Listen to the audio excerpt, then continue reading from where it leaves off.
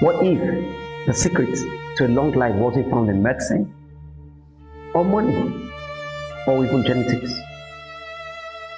Think about this for a moment. If you live to be 100 years, you would have only 36,500 days, the equivalent of 876,000 hours.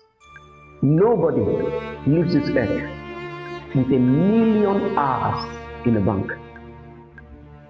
Time is God's most valuable gift. So the real question is not how long will I live, but how well can I live? Look at Abraham, 175 years. Isaac, 180 years. Jacob, 145 years. Was it history, or does God have something to teach us about living long, fruitful, and satisfying lives? With long life will I satisfy him, and I will show him my salvation. Because God's desire is not simply that you live longer, but that you live for his glory. Welcome to Secret of Longevity, 7 Decades of Service. Welcome to the Kids Inspiring Nation devotional.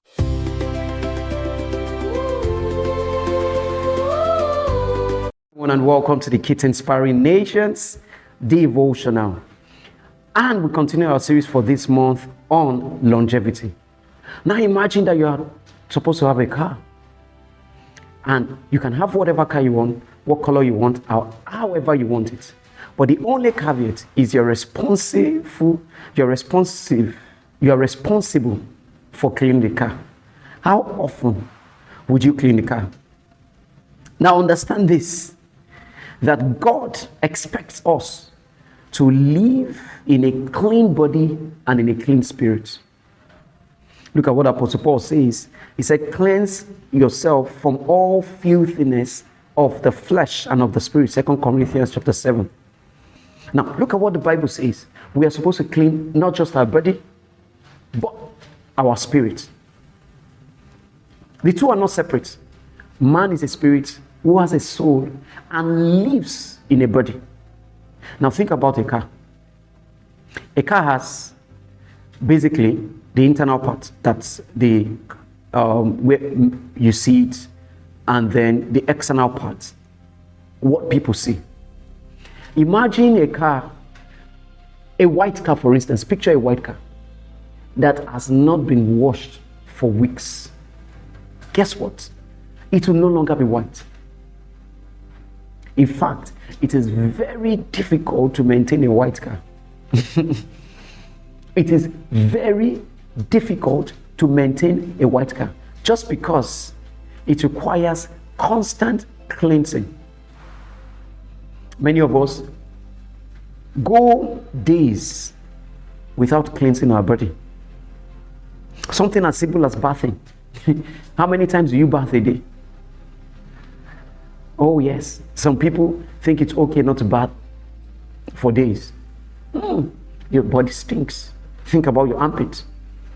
If you go a few hours, especially if you're in our kind of humid society where it gets hot easily, it's called that a few hours and your body stinks. Now imagine going with that body that stinks days without bathing.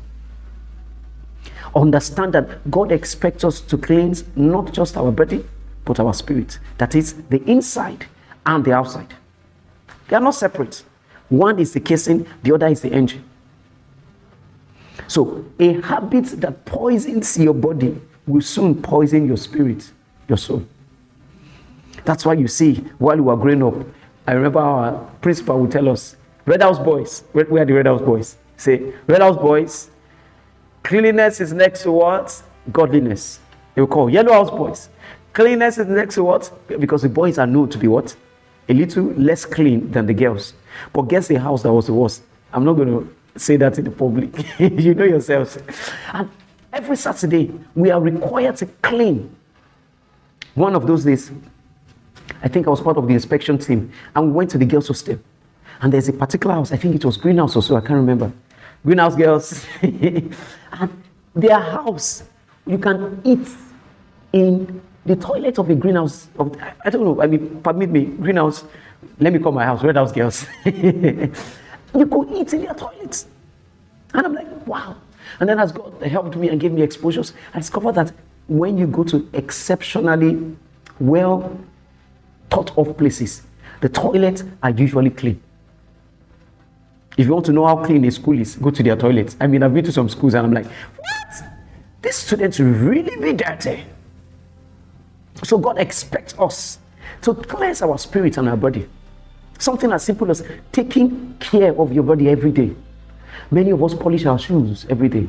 Many of us that have cars, or our parents' cars, our parents require us to polish it every day. But how often do you cleanse your body? How often do you cleanse your spirit? How often do you cleanse your mind? That's why Apostle Paul will say, renewing the mind. Be not conformed to the world, but be transformed by renewing the mind. Renewing the mind. Renewing the mind. Renewing the mind. Understand also that self-control is a fruit of the Spirit. That's temperance. Temperance is not willpower. It is something that grows in your spirit. The ability to tell yourself, okay, for these few days, I'm not going to do this to my body. Some of us have gotten to the habit of carrying our bodies into places that we shouldn't go to.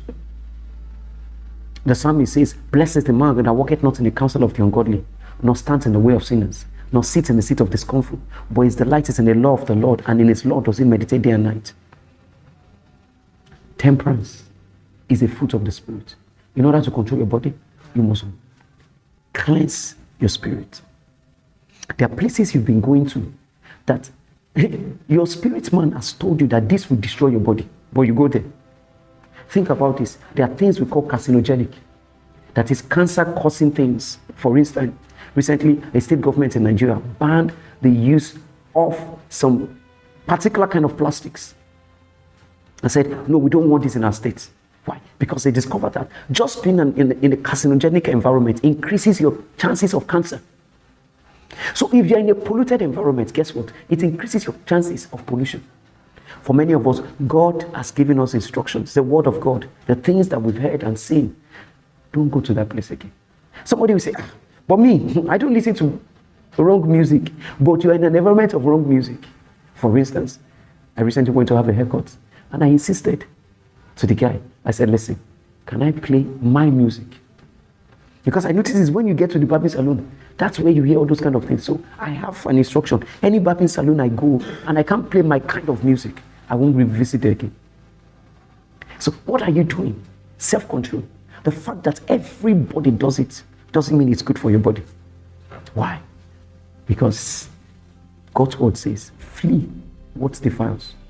He said, flee fornication, abstain from fleshly lust, which war against the soul. There are some things that you don't manage. There are some things that you don't explain. You what? Flee. You know that thing? You know that thing they do on social media? Yeah, run! Run! You know, while I was growing up, there are these cartoons that we watch. When the guy is running, his leg will be like his bicycle. That's the way you should do to your body. There are some things that they pollute you. So you don't even need to go there. Flee. Flee all appearance of evil. Flee all evil lust. Anything that you know will pollute your body, that will stop you from living long, what do? Flee from it. One of the ways to flee is to fast. Take a time out. It cleanses your body. Fasting has a three-edged advantage. Cleanses your body, renews your mind, and strengthens your spirit. So I want to challenge you today that this week, as we've studied on the body, go back home and do your bits to ensure that you honor your body. Like your car, it's the only car you'll ever have. Take care of it, fuel it, feed it, care for it, honor it, and make sure you make it last. I'll see you again tomorrow. Share. Thank you for listening today. Join our Kids Inspiring Nation community on Telegram at t.me/Kids Inspiring Nation. Share your testimonies and prayer points on WhatsApp +234 811 349 4684. Always remember, you are not just growing older, you are becoming a God child to your generation. Keep taking quantum leaps of joy because Jesus Christ is your joy.